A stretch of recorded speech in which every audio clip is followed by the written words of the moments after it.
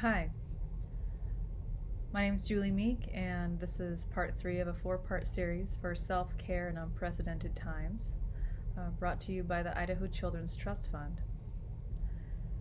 So I apologize for not going live earlier today as I had planned and hoped. I needed to attend to something else suddenly, as it goes these days, and I was reminded of the tremendous skill of cognitive flexibility, the ability to change course and be okay with a different outcome.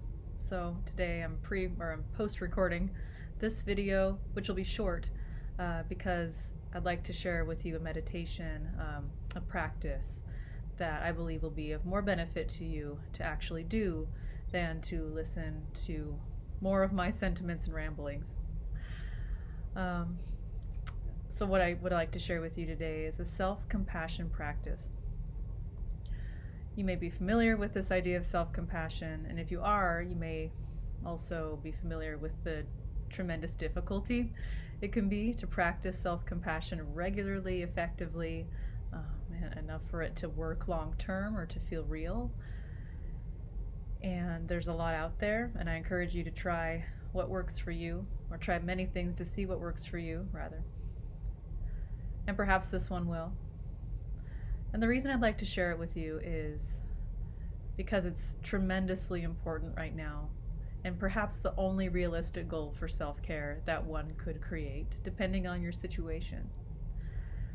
Last week we had a live Zoom call in which we talked about the importance of various different kinds of self-care, or the possibilities of different ways to self-care in a person's life at this time. And I shared a graphic organizer that might help a person create a self-care plan and kind of categorize what they'd like to do for themselves to help ground the body and feel more regulated and connected to others. But I don't want to send a message that you need another to-do list in order to take care of yourself and be okay. Perhaps what's most important is a lens of self-compassion upon the self as much as possible, over and over, in these trying and unpredictable and stressful times. But how to do this? Because self-compassion is a form of empathy. Empathy for the self, for some, is the most difficult kind to access, especially under stress. In the first video, I described the up and downstairs brain, and how the downstairs brain, or the lower centers of the brain, are responsible for keeping us alive and taking action against threat, or in the face of threat. And the upstairs brain is more responsible for higher thinking abilities and be able to problem solve, prioritize, and we need both of those working together really well to be able to access our empathy. When we're really stressed and the lower centers of the brain are in charge more, for good reason, because there's more threats, especially now with a real threat. It can be very difficult to access empathy. As perhaps you've seen on social media, people are starting to lose track of their compassion for even each other. And therefore, if we're really stressed, and the answer is self-compassion in the present moment, to calm down and to be able to really take care of ourselves and therefore others. How do you do this? How do you build that lens and then put it on in times of need? Well, it's a skill.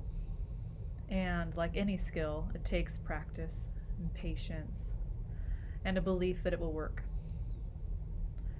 So I'm here to tell you that self-compassion practices work, that they're evidence-based, and that it's worth it to commit to a journey of self-compassion growth.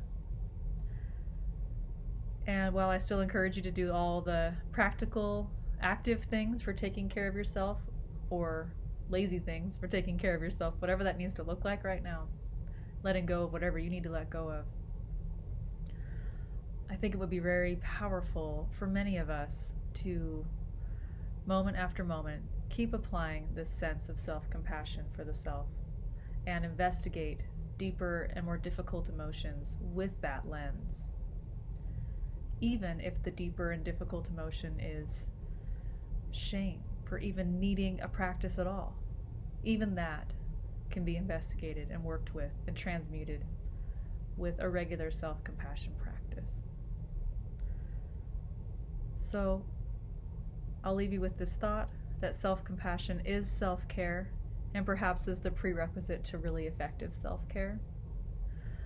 I wish you well, and I'm going to put the link to the meditation in the information section of this video. And again, you're welcome to reach out to me if you have any questions, suggestions, or feedback, or need any resources, or have any desires to connect at all. So please take care.